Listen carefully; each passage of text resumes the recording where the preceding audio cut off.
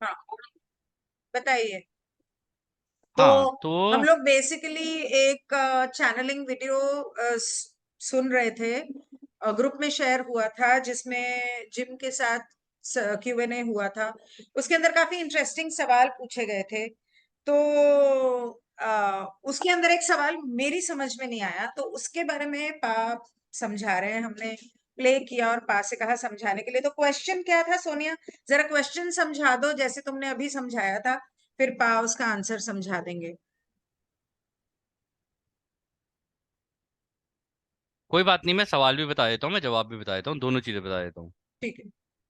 तो सवाल उन्होंने ये पूछा था कि ये जो एलिट्स होते हैं, इनका भी क्या इस तरीके का वो होता है कि यहाँ पर जन्म लेने से पहले ही ये अपना पूरा रिव्यू करते हैं, सारा कुछ देखते हैं, अपनी प्रीवियस लाइफ्स वगैरह देखते हैं।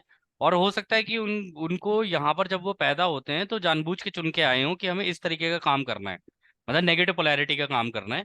या ये भी हो सकता है कि पॉजिटिव पोलैरिटी का काम करना है, लेकिन यहाँ पे आके वो भूल जाते हैं और उनको भी पता नहीं चल पाता है कि क्या करना है क्या नहीं करना है। और एक्चुअली में यहाँ पे भी आने के बाद उनको उनका जो झुकाव है नेगेटिव पोलैरिटी की तरफ इसलिए हो जाता है क्योंकि उनका ग्रुप ग्रुप जो है उस तरीके के समूह में है वो। तो यहाँ पर जो को ने जवाब दिया था, इसने क्वाज़िकोटल वाली जो चैनलिंग थी इसमें जो जवाब दिया, उन्होंने कहा देखो एलिट्स जो है ना, उनका सबसे बड़ा प्रॉब्लम ये है कि उनका हायर सेल्फ उनके साथ कनेक्ट नहीं हो पाता है। और हायर सेल्फ कनेक्ट करने के लिए सबसे इंपॉर्टेंट चीज होती है जो होती है मेडिटेशन। हायर बट ये लोग सेल्फ इसलिए कनेक्ट नहीं कर पाता क्योंकि वो लोग STS लोग हैं।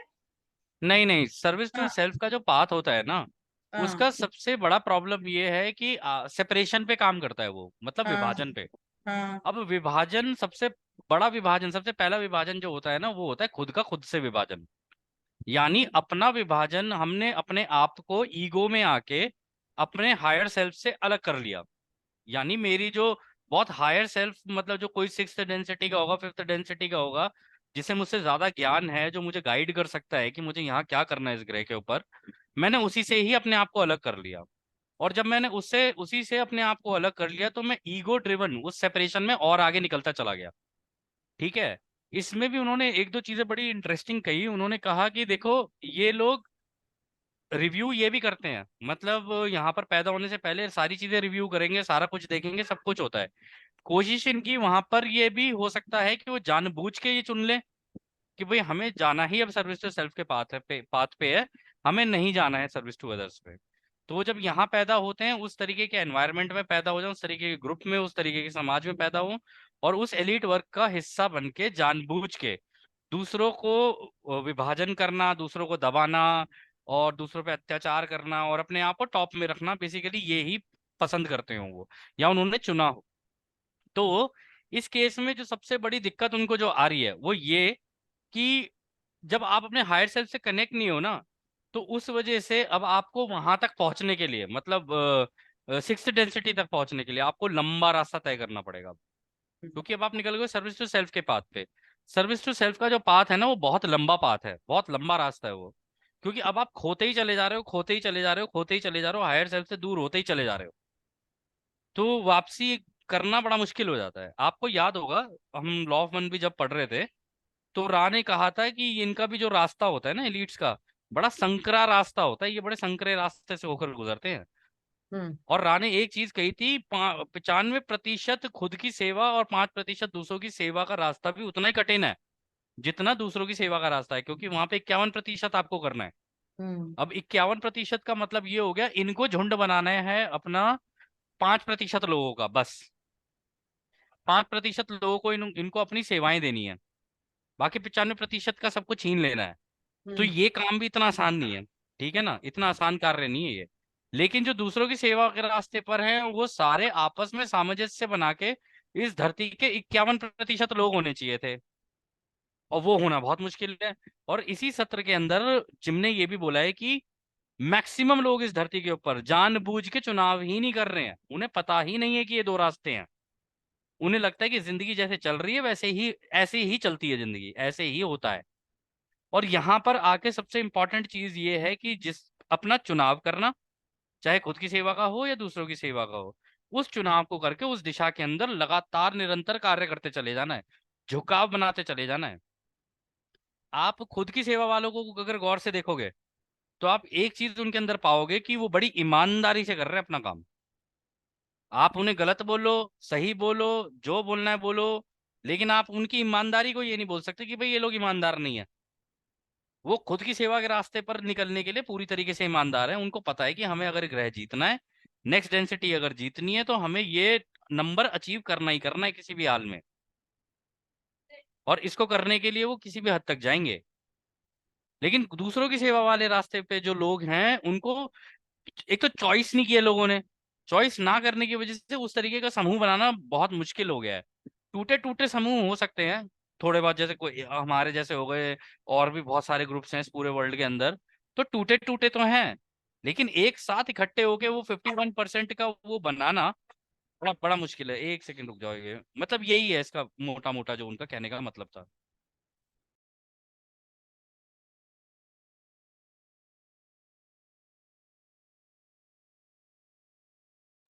क्या हो गया बात? हाँ हो गया, मैंने अपना सेशन बता दिया ना, वो जो आंसर था।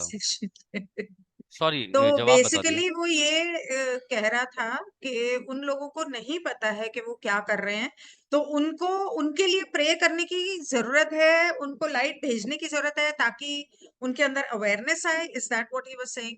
जिम वाज ये सेइंग मैम, दैट? ये जो प्रेयर है ना, जिस प्रेयर की हम लोग बात कर रहे हैं क्वाड्रिकोटल वाली, ये ये ऐसा नहीं है कि कोई क्वाजीकोटल है क्या? पहले वो जरा बता दो, क्योंकि क्वाड्रिकोटल जैसे कि अभी सोनिया ने बताया।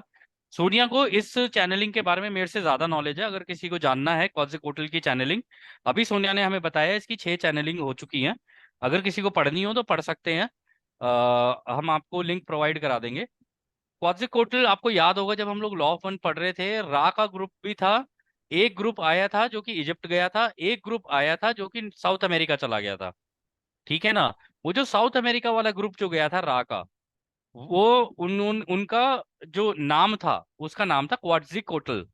अब आप लोग सोच रहे होगे, अगर रा के समूह में थे वो, तो उनका नाम रा क्यों नहीं है?